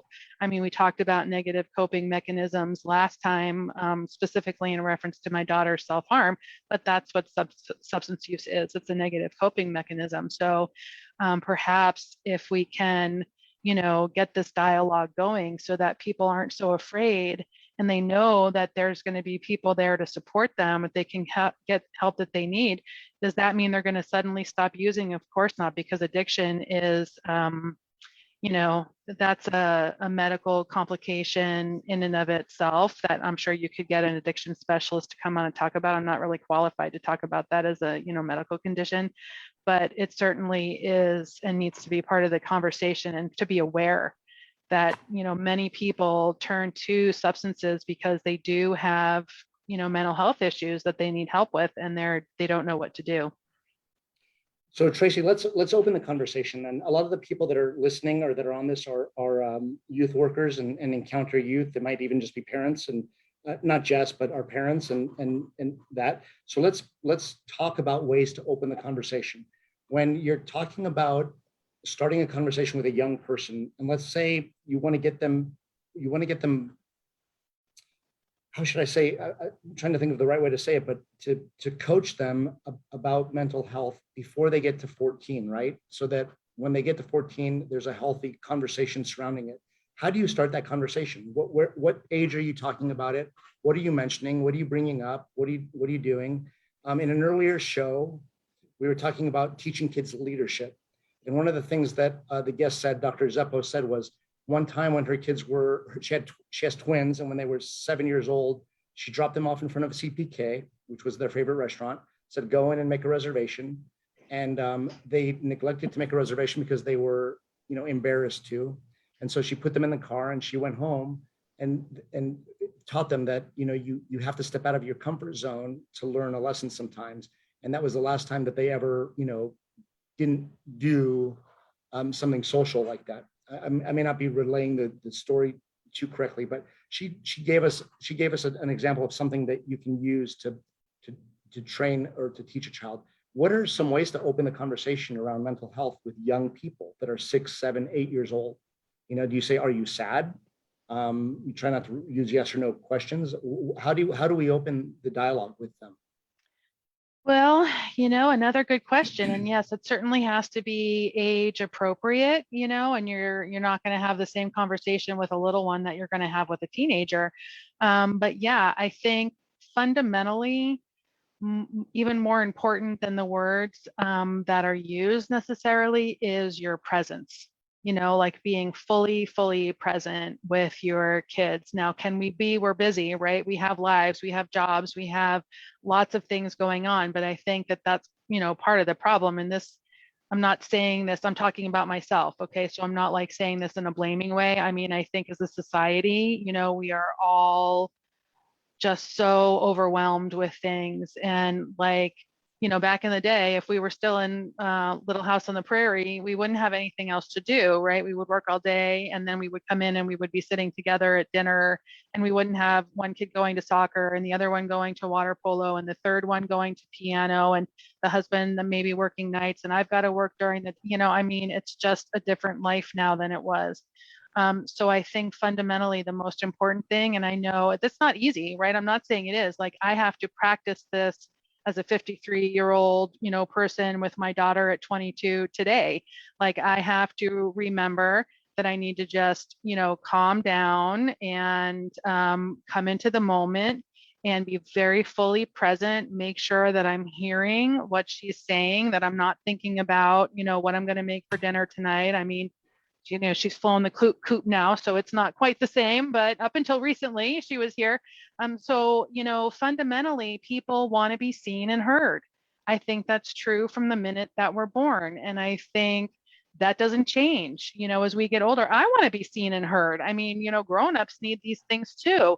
So, really being present, if that's, finding a time once a week to sit down together and say, really, let's talk about, what's going on with you, in an age appropriate way. But yes, with kids, it's, hearing what they're saying, Johnny broke my toy. Oh my gosh, you must be so sad. You must be so upset.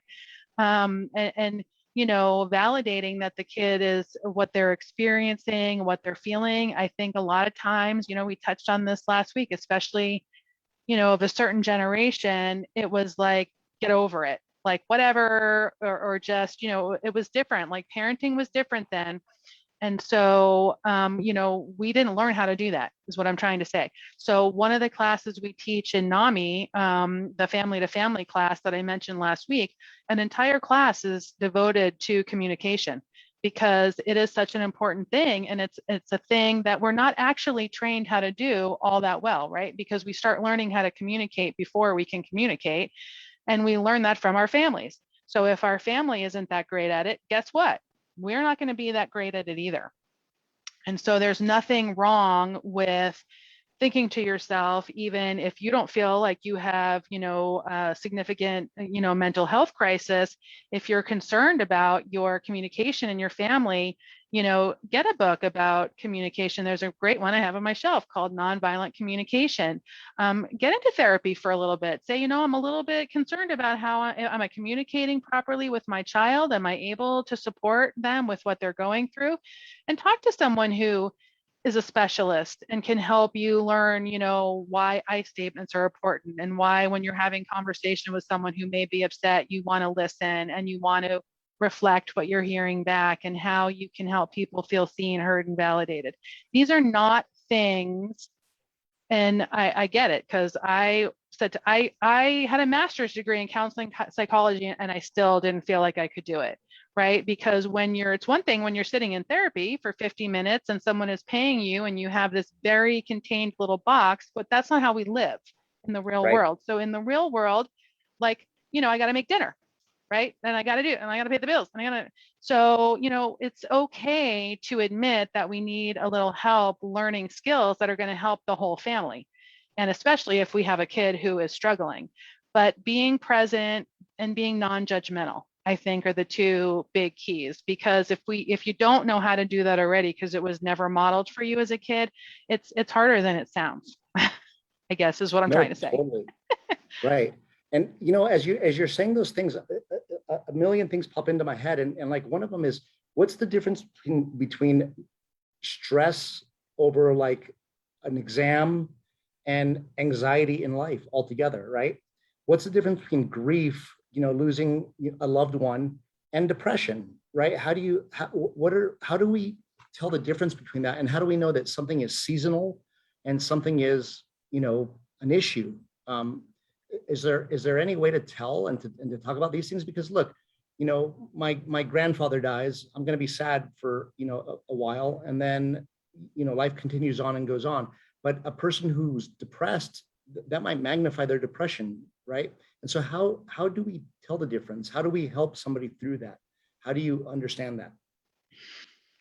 Yeah, well, that's another good and complex question. For my daughter, since you brought it up as an example, my mother died very unexpectedly in the summer when my daughter got sick. So thank you. Thank you. That was back in 2012. But it was a trigger, right? So to your point, something can happen and it can be a trigger for some people. And for some people, it's something that's very, very sad, and that they're going to be able to process, and they're going to be able to continue on, with their day. And bouts of sadness and bouts of grief and bouts of mourning will come and go, and it'll be hard, but you'll still, be able to do what you need to do. Now, that being said, and I'll finish what I was going to say in a second, that we shouldn't forget that just because somebody mans up and, goes to work every day, that doesn't mean that they're actually fine. Okay. So they might be looking fine, but that doesn't mean that they're fine on the inside. So that's one thing. And that, again, we've been sort of taught to just to deal with that stuff and, grow up or whatever, words we might be saying to ourselves. That actually doesn't mean that we might not need some extra support, right? So that we can still be effective in our day and we can still need mental health support. So that's, an important thing to say. But with kids, it's a little harder because they can't just say to themselves, oh, I should go get myself into therapy for a little while. This is this is really bumming me out. Like they need their parents, right? Because they can't pay for it and they can't get there and they have all these things. So, I think, we touched on it last time, but the key thing is really about day-to-day functioning, right? And if you see significant changes in the day-to-day functioning of your child, don't even mess with it is what I'm saying. Don't, worry about isn't it? I did that too, right? You start right away. We took, as I mentioned last time, my daughter's issue started with an eating disorder. So we started with her pediatrician. So it was like, I don't think she's eating enough to stay healthy. So we go to the doctor and the doctor says, yeah, you're not eating enough to stay healthy. You should eat a little, So the point is, you go ahead. You don't want to look back with regret. That's going to happen anyway, but there's you don't want to regret things that you could have easily done something about, like take your child to the doctor and have a conversation about whether what you're observing is normal or not normal. And if you're in your gut, you're feeling like something is, wrong, something probably is. So even if you don't get the answer that you want necessarily from the first doctor, don't give up, right? Because especially as parents, really no one knows our kids better than we do. So if we feel like something is wrong, that's the message. Something inside us is saying there might be something going on here that I can't handle by myself, and I should start asking some questions. So let's talk about that then, because I was going to ask you what some of the signs are. So one of the signs that you said your daughter exhibited was not eating, right? So it was an eating disorder that later proved to be, a deeper emotional illness, and you went with that.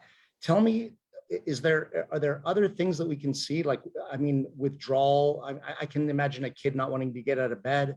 I can imagine a kid being angry right off the, being,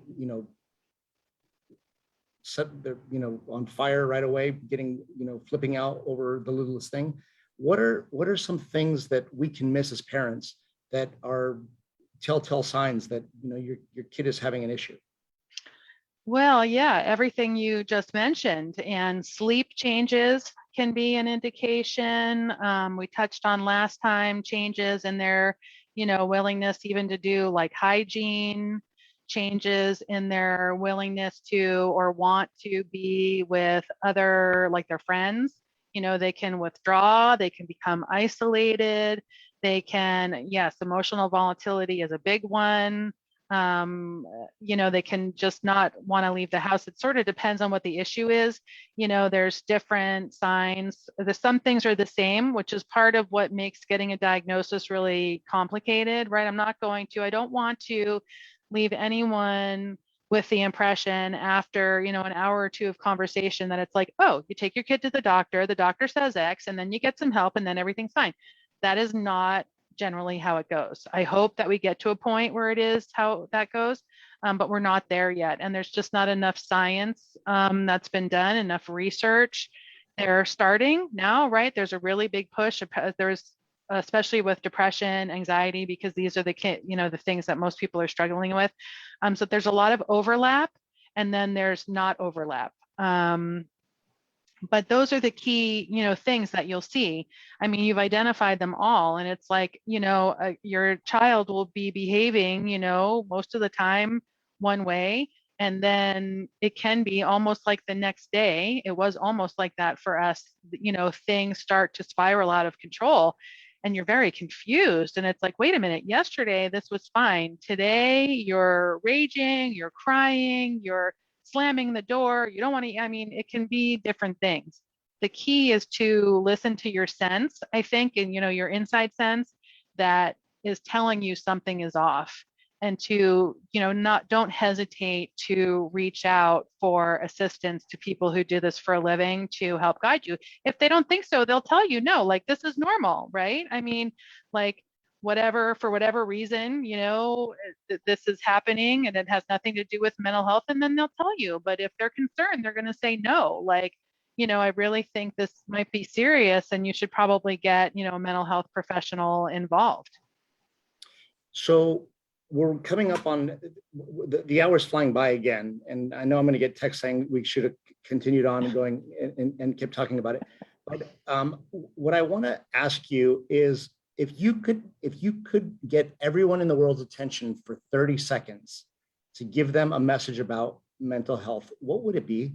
What would you want? Like, I know that's a really hard question, and as I said it out loud, I thought that's not fair, really, right? But really, what's the message that we really need to hear about mental health? Like, what is it? Well, I mean, the short answer is that everyone has it, right? Everyone has it, and everyone has struggled in their life. I don't care who you are.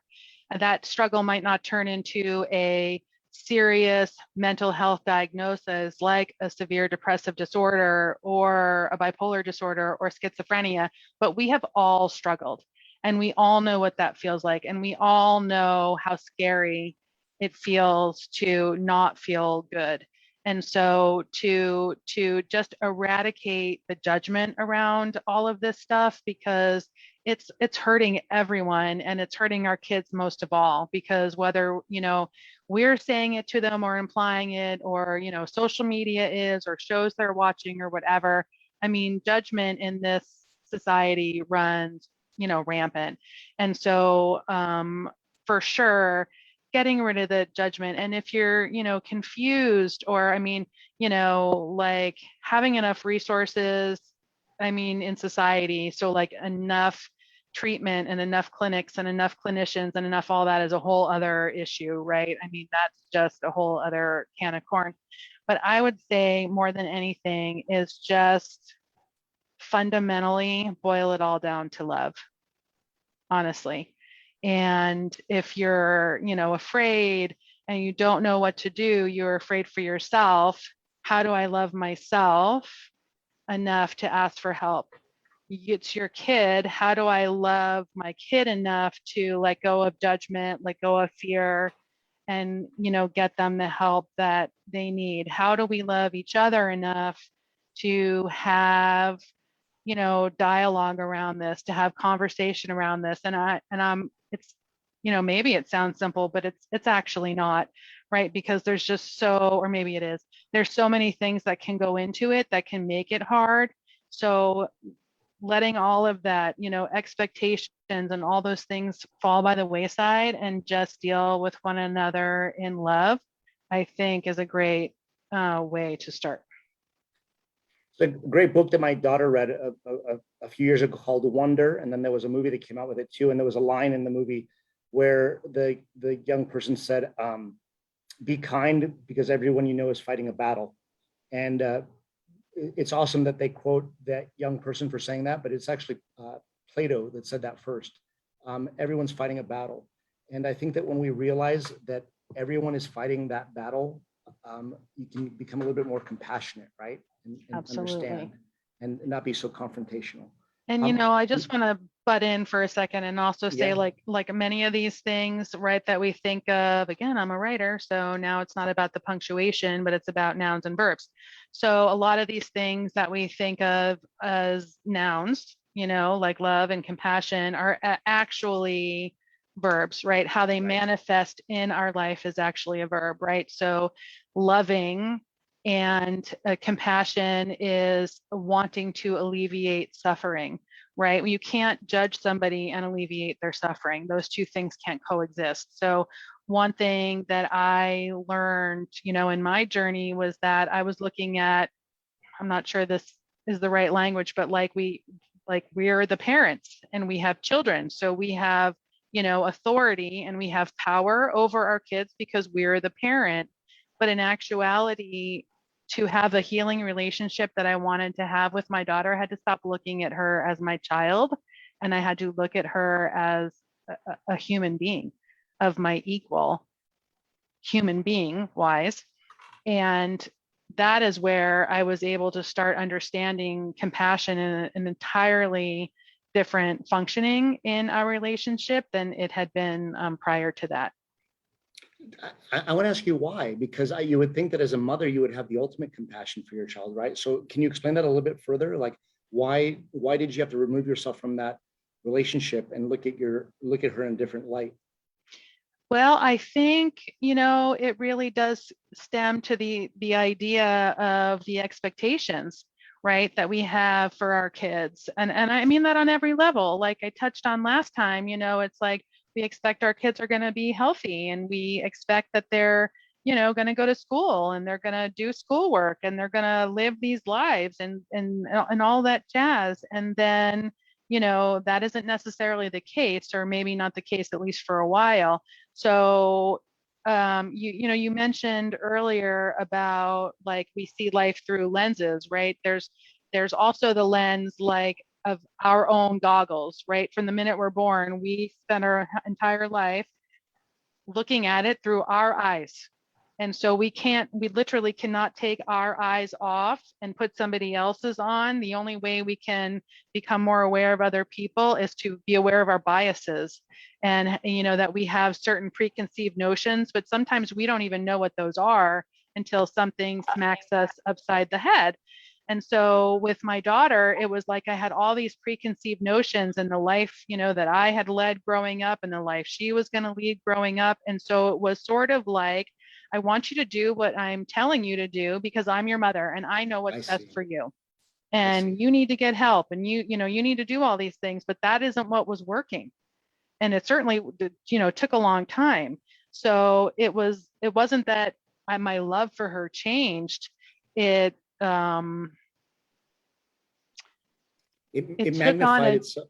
It revealed itself in a different way. Yes, exactly. Right. Okay. And that's, I really appreciate that answer, because it's true. Because as a parent, if your child is not taking their medication and doing that, it's much easier to get angry with them and say, you need to do this, right? Then getting to the bottom of the issue with like, why aren't you? What's the reason why you're not doing these things? And what's the reason why you're not seeking help? And what's the reason why you're staying in bed instead of, being a parent and forcing them to do something? Noelle, are there any questions? Just so you know, sometimes there is no why, right? So that is a great conversation starter and an important way to be able to, as you said earlier, how do you start? Well, that's a great, can we talk about why, you're reluctant or whatever, but, also just realizing sometimes there's not going to be an answer and that has to be okay too. Right. Again, like funneling it back to the love. Are you going to love this person any less because they don't want to answer you or they can't answer you or they're refusing to take your medications? Well, frankly, some days the answer is yeah, because I'm freaking pissed because life has ended. Life as we've known it forever is now over. And seems like you're fighting me, when all we're trying to do is, we're giving you treatment or and all this stuff and all of that. That's why therapy is so important, because all of that, that does invalid, right? We're human beings, we have feelings, we're allowed to feel however we feel, but we have to understand that some things are not going to further the relationship and they're not going to help in the long run. Like there's things that I took into my own one-on-one therapy that that I needed to deal with, that then I could utilize that in a different way, to help my daughter. That's so great. I love that. Noelle, any questions or anything anybody brought up on social media or in the chat that? Yeah, we have, we have one question here that, we have a couple of questions, but this one is kind of related to what we just said, which is, how do we navigate creating supportive relationships while acknowledging that, like illness in general, some mental illness will not be cured, but only managed?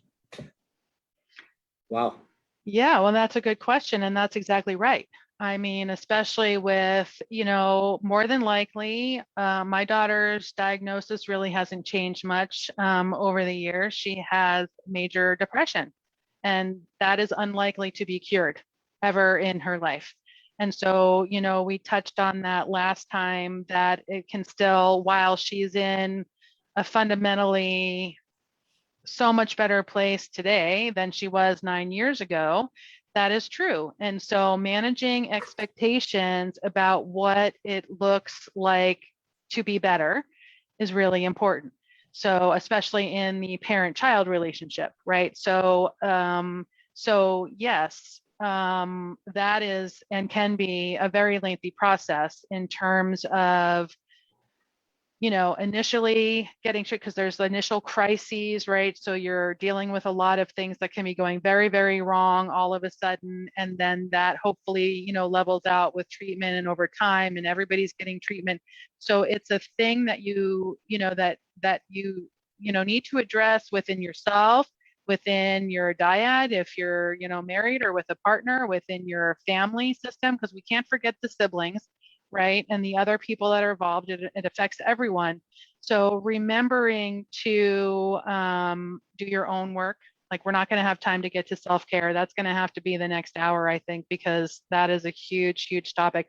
Taking care of yourself so that you can take care of your family and be it's a long haul. It absolutely is. And so learning how to manage yourself in that situation and also be able to still do the best for your family member is different based on each situation, but definitely has to be done. I'm not sure I answered that. No, I think you kind of did. I think you went there and got to it. Noel, you said there's more. I saw that there's a really easy one here in chat. Softball. I don't believe you. Who's the author of Nonviolent Communication? I have it right here. Marshall Rosenberg. Marshall Rosenberg, great. Okay. Excellent Noel, anything resource. else? And I have a resource blog post on my website. If anyone wants to go to it, you'll see it there. There's a lot of books. Tell us your website again. What's your website again? TraceyYokasCreates.com. And under the blog section, there's a pinned post that has mental health resources under it. Thank you, Noel. You're awesome. Always a step ahead. She posted that in the chat. And I just want to say, I know you wanted to, certainly I can stay on and keep chatting, Father Gary. I know you wanted to hop off because you have someplace you have to be. But I do want to say, just in this, to finish up the thought about kind of love and compassion, I just want to say that no one wants to suffer, of course, and we certainly don't want our children to suffer. And the cliche about suffering opening us up is also very true. And so I talk to my daughter about this all the time as she still, continues sometimes to struggle. And that is, I would change anything I could for her because I would never want, if I could take the pain that she has gone through away from her, I would take it in a second. No questions asked. However, I cannot do that. So what I can do is take care of myself and learn the lessons that I needed to learn and come out the other side of this. And I wouldn't change a thing because of what I've learned about myself, about her, about my family, about my life. And the relationship I have with her today is now, granted, it also helps that she's growing up and maturing and that she's not 14 anymore. But the relationship we have today and the place of love that we come from with each other, I wouldn't trade it for anything in the world. So that's my long-winded way of saying that there's still hope, regardless of how bleak things can get, and they can get pretty bleak during this journey. I'm not going to lie about that. I don't want you to lose sight of hope, because it's still can be there for sure. That's a great message to end on there, Tracey. Like encouraging people to always reach out. Never not reach out, right? Never, stop. And I think that you've made that abundantly clear in the 2 hours that we've spent together. And like you said, and like we've said over the week that we've been together and talking, we can't give this topic enough time. There's so much to discuss around it and go with it. I think that there's a whole lot of people that need to learn how to better communicate the issues around mental health and make it more of a household topic for people to realize that, it's more common than stubbing your toe on the kitchen table, right? Well, right. And that we all have it. So like pretending that we don't, that mental health isn't part of our health is, I mean, it's just, it's so detrimental because everyone has it. Every person on the planet has mental health in addition to physical health. Yeah. Yeah. And to those who are thanking us, you're very welcome. And if there's anything that we can do, I know that there's, I knew that was Ria Ballas. I didn't want to take it, but that Ria Ballas is a youth director and works with the youth throughout our archdiocese. Perry Skaggs is on here again. He's been great. Father Sotiri Rousakis and many others are listening who work with youth.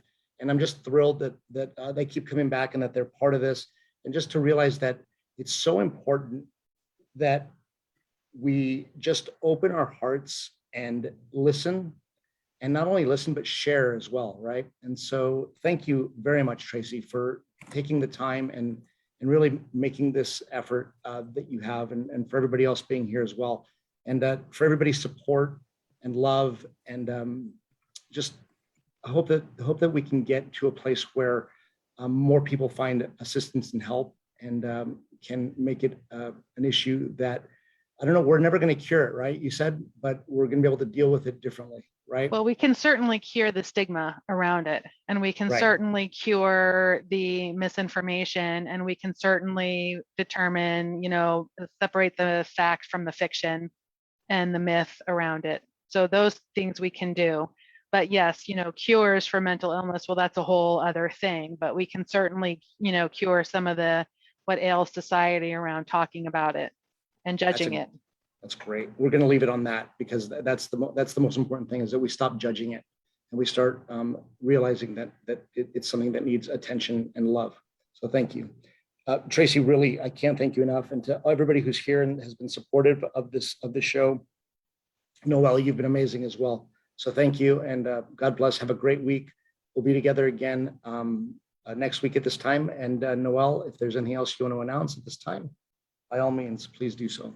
Thank you, everyone. Thanks, I'll go ahead Father and do Gary. the closing announcements. Father Gary, if you want to hop off, go ahead. I'll just do the closing announcement. Let me just explain why I'm hopping off. I'm at a clergy retreat, and the Archbishop is giving the keynote right now, and I'm not there. And I always that's my mental health thing, Tracey. The guilt that goes with all that, right? So there's mine right there. So bye from me. Take care, everyone. Love you, and prayers for everybody. And Tracey, thank you so much for just opening your heart and sharing what really is a really personal story. And I said last week that we'll have you on again before May, and who thought it was going to be 6 days later, but hopefully we'll be able to do it again. And I'm so thrilled right now that there are people like you doing the work that you're doing. So thank you, and bye from me. And I wish that I could just be cavalier and be like, forget it. But I know that somebody down there is going to say, where's Father Gary? Bye from me. Take care. Have a good night. And Noelle, do what you have to do. Bye-bye. Thanks, Father Gary. Good night, Father. Thank you from me as well, Tracey. I think we can't have enough of these conversations, and I'm definitely glad that we're having them here. So definitely want to have you back soon. I'll just announce our upcoming programs. So this Thursday, we have another program with Dr. Al Rossi, the author of Becoming a Healing Presence, which is about, growing our relationship with Christ in order to become a healing presence to those around us. So we'll be talking about that book and those topics. And then on Sundays, we have live adult education with Michael Haldas on our YouTube channel. And you can see the recorded videos of that if you missed the live on our YouTube channel as well. As Father Gary mentioned, we will be back with Armed with Faith, as always, next week at 7 p.m. Eastern Standard Time. And then Wednesdays, 8 p.m., we have The Real Deal with Father Michael Marcantoni. And coming up on November 5th, we have a new series starting. This is an interactive program with Paula Marchman, who did our God's Gift of Marriage seminar before. This is marriage enrichment for new parents. So the sign up is open now at myocn.net if you want to register for that class. And this program will be focused on building stronger marriages, stronger communication, conflict resolution in the context of having children and how that changes our relationships. So very important. You can read more about that program on our website as well, but that'll be an interactive course. So you'll have an opportunity to talk with Paula, who's a licensed professional counselor, about your personal things and work through it. And then we'll also have a portion that's purely sort of general education that we'll record for the website. So definitely check that out. And thank you to everyone for being here. Thank you again, Tracey. And I hope everyone has a great night. Thank you so much, Noelle, for